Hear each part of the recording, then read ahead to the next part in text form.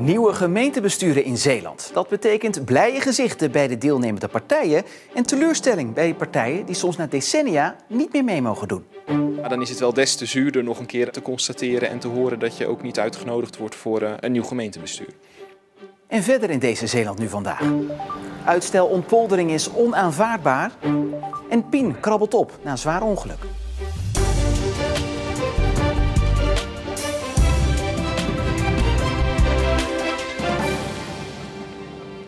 Goedenavond. 2 maanden na de gemeenteraadsverkiezingen hebben de meeste Zeeuwse gemeentes hun nieuwe wethoudersploeg gepresenteerd. Deze week zijn de nieuwe wethouders van Tholen, Vieren en Vlissingen geïnstalleerd. En de wethouders van de gemeente Rijmerswaal volgen, als het goed is, komende week. Borselen eind van de maand en eerder zijn de wethouders van Middelburg, Capelle en Noord-Beveland al aan de slag gegaan. Net als die in de 3 Zeeuws-Vlaamse gemeenten. In Goes gaan de nieuwe wethouders begin juni aan de slag en in Schouwen-Duiveland is 8 juni de hekkensluiter. En aangeschoven is Ariana Lafort. Ja, op Schouwen-Duiveland lopen ze allemaal een beetje achter. Is daar een reden voor? Ja, inderdaad, de hekkensluiter. Nou, net als in enkele andere Zeeuwse gemeenten gaan ook in Schouwen-Duiveland de 4 partijen van de afgelopen 4 jaar gaan met elkaar door. Leefbaar Schouwen-Duiveland, SGP, CDA en GroenLinks. Ja, dan zou je zeggen, nou ja, dan ben je er toch wel snel uit als je elkaar al kent. Maar Leefbaar, veruit de grootste, die krijgt nu 2 wethouders in het college. En dat leverde toch wel strijd op. Er waren 2 partijen die los van elkaar aan het bekijken waren of er mogelijkheden zouden zijn van andere samenstellingen. Mij hebben ze niet gebeld. Leefbaar Schouwen-Duiveland heeft te veel invloed, te veel macht hier op het eiland. Die moeten we eens eventjes 4 jaar parkeren in de oppositie. Dat kan van hun een afweging of een overweging zijn geweest. Ik kwam daarachter, ik heb de mensen die het betrof benaderd. Ik heb 's avonds in een debat ook aangegeven dat ik het on-Schouwen-Duivelands vond. Maar in de tussentijd ook excuses had gehad en dan is het voor mij ook klaar, want je moet met elkaar verder. Maar ja, goed, toch niet leuk. Nee, het is on-Schouwen-Duiveland zoals ik zeg. En ik zit al aardig lang in de gemeenteraad. En dan is het jammer dat je, als je zo lang zit, nog zoiets mee moet maken. Ja, wat hindernissen op Schouwen-Duiveland. Zijn er nog verder dingen die jou opvallen? Ja, dat in veel Zeeuwse gemeenten de lokale partijen toch wel stevig aan het roer staan. En wat mij zelf ook erg opvalt is Middelburg en Goes. Vaste waardes daar, CDA en VVD. Ja, die zijn toch ingeruild. Hè? Dat is toch wel heel opvallend. CDA in Goes bijvoorbeeld zat 52 jaar lang. Die zat in het dagelijks stadsbestuur. Nou ja, dat is nu veranderd. Het geldt ook voor de VVD daar. Ja, toen het CDA in Goes bij de verkiezingen een zetel verloor, toen ja, de winnaar, PvdA GroenLinks, die greep meteen zijn kans en ja, die gooide het roer om. Ja, en dat is toch bij CDA en VVD in Goes wel hard aangekomen. Dus om te zeggen dat wij afgestraft zijn door de Goese inwoner voor het beleid dat wij de afgelopen decennia gevoerd hebben, ja, dat kun je eigenlijk ook niet echt stellen. Ja, dan is het nogmaals inderdaad pijnlijk dat je dan vervolgens wel het veld moet ruimen voor toch, zo het lijkt, een andere koers die gevaren gaat worden. Nu wordt het een coalitie zoals het er nu naar uitziet, ja, toch die over links gaat. Hè? Wat gaat dat volgens u voor de stad Goes betekenen? Ja, dat weet ik niet. Ik ga in ieder geval de gemeenteraad in en ik ga dat ja, scherp volgen. Want het moet natuurlijk niet te duur worden voor de inwoners van Goes. En ik vind het ook belangrijk dat het ondernemersgeluid gewoon sterk gehoord blijft. Wat gaat u nou doen? Nou, wat dat betreft, ik zeg altijd tegen mensen, heb met mij vooral geen medelijden. Want nou ja, zeker in de huidige arbeidsmarkt lijkt mij dat niet echt een probleem om weer aan de slag te gaan. Ik wil wel voorlopig in ieder geval, want de komende tijd nog wel de raad in. En ik zal mij zo na de zomervakantie wel gaan oriënteren op waar ik in ieder geval mijn carrière verder ga voortzetten. Nou ja, die klinkt in ieder geval hoopvol. Waarom zijn eigenlijk het CDA en VVD aan de zijkant geparkeerd? Ja, soms worden langzittende partijen ook op lokaal niveau toch een beetje de arrogantie van de macht verweten, hè, terecht of onterecht. En we moeten ook bedenken, deze partijen hebben jaren geleden de huidige winnaar, Partij van de Arbeid, buiten het college gehouden. Weet je nog wel, het beruchte biddagakkoord. Dus ja, het zou kunnen zijn dat dit misschien toch nog een beetje een afrekening is. Ariana, dankjewel. Het uitstellen van de ontpoldering van de Hedwiegepolder is onaanvaardbaar, vinden 8 milieuorganisaties.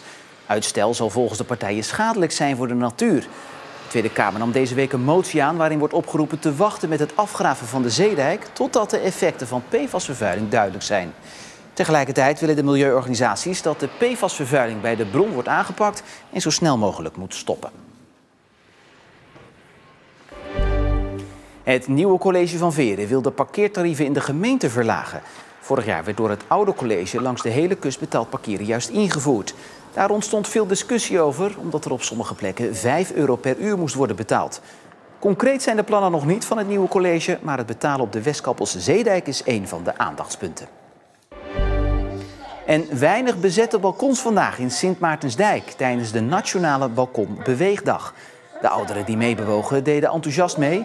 De Balkonbeweegdag moet senioren in beweging krijgen, want het helpt de gezondheid en kan zelfs eenzaamheid tegengaan. Heerlijk, je krijgt een heerlijk gevoel over je. En je voelt je weer jong gewoon. Elke morgen ga ik 7 kilometer lopen.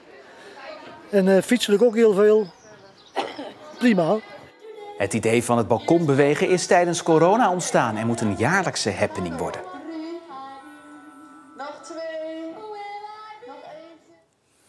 Van de ene op de andere dag veranderde het leven van de uit Goes afkomstige Pien van Leijden compleet. De 22-jarige studente liep ruim een jaar geleden bij een ongeluk in Amsterdam zwaar hersenletsel op. Over haar leven met niet aangeboren hersenletsel schrijft ze sinds kort een blog, zodat anderen van haar ervaringen kunnen leren. Het was in de nacht van 30 december. En toen ben ik om 3 uur 's nachts aangereden, 15 meter door de lucht gevlogen. En toen heeft de bestuurder gelukkig de politie gebeld en ben ik naar het ziekenhuis gebracht. Daar heeft Pien ruim een maand gelegen, waarvan 3 weken in een laag bewustzijn. Eigenlijk was ik gewoon een baby. Want ik kon bijvoorbeeld niet zelfstandig naar de wc. Ik heb volgens mij 3 weken niks gezegd ook. Ik kon in het begin niet praten. Ik at niet. Dus ja, eigenlijk is het heel fijn dat ik dat allemaal heb gemist. Want dat was gewoon geen leuke periode. Na een lang en intensief revalidatieproces gaat het met Pien de goede kant op. Maar ze loopt nog steeds tegen problemen aan als gevolg van het ongeluk. Ik heb dus echt enorm veel problemen met mijn geheugen. Dus ik schrijf echt alles op. Mijn notities zijn mijn beste vriend, zeg maar, op dit moment. Dus daar heb ik nog heel veel last van. Maar daar werk ik al wel heel hard aan zelf. Maar het grootste ding, denk ik, waar ik tegenaan loop, is dat ik niet meer kan dansen. Ze woont inmiddels weer zelfstandig op kamers, studeert, sport en spreekt af met vrienden. Maar ondanks dat missen haar oude leven enorm. Ik vond mijn leven zo leuk. Ik deed zoveel dingen. En dat is gewoon wegvallen. En ik dacht dat ik dat al had geaccepteerd, maar dat heb ik gewoon niet. En mijn leven is nu anders. En niet per se in een slecht opzicht. Alleen ja, ik moet nog wel gewoon accepteren dat het dus is veranderd. Al die veranderingen en het leven met niet aangeboren hersenletsel wilde ze graag delen met anderen. Daarom is ze gestart met het schrijven van een blog. Ik had echt 3 dagen van tevoren zo bedacht dat ik dat wel kon doen. En toen dacht ik van ja, nou oké, dat gaan we doen. Alleen ik wil het ook meer voor vrienden van andere revalidanten maken. En zodat mensen wat meer inzicht krijgen in hoe een leven voor iemand met hersenletsel kan zijn. Dat daar nog wel onbegrip is, heb ik gemerkt. Want mijn vrienden zijn er allemaal echt super goed mee omgegaan. Daar ben ik nog steeds heel blij mee, heel dankbaar voor. Maar ik heb ook vrienden van andere revalidanten gezien. Maar die andere revalidanten vertelden mij ook van ja, ik ben een beetje door mijn vrienden, heb me een beetje laten zitten. Dat vond ik zo zonde, want weet je wel niet hoe moeilijk leven voor diegene met hersenletsel al is. En dan laten je vrienden je ook nog allemaal stikken. Dus ik wil gewoon wat meer inzicht geven. Pien is ontzettend trots op wat ze tot nu toe al heeft bereikt en kijkt positief naar de toekomst. Ik ben wel vol vertrouwen, maar ook wel een beetje onzeker. Want ik weet dus niet hoe mijn leven eruit gaat zien. En dat is gewoon heel onzeker en gewoon niet leuk.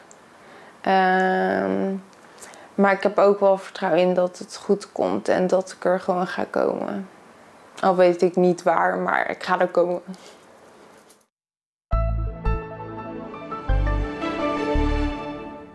Het startte nevelig, maar het werd al snel vrij zonnig. Vanmiddag trokken er nog enkele felle buien over de provincie. Met op sommige plekken 20 mm regen en ook onweer was van de partij. Vanavond en vannacht blijft het droog en morgen vrij zonnig bij maximaal 18 graden.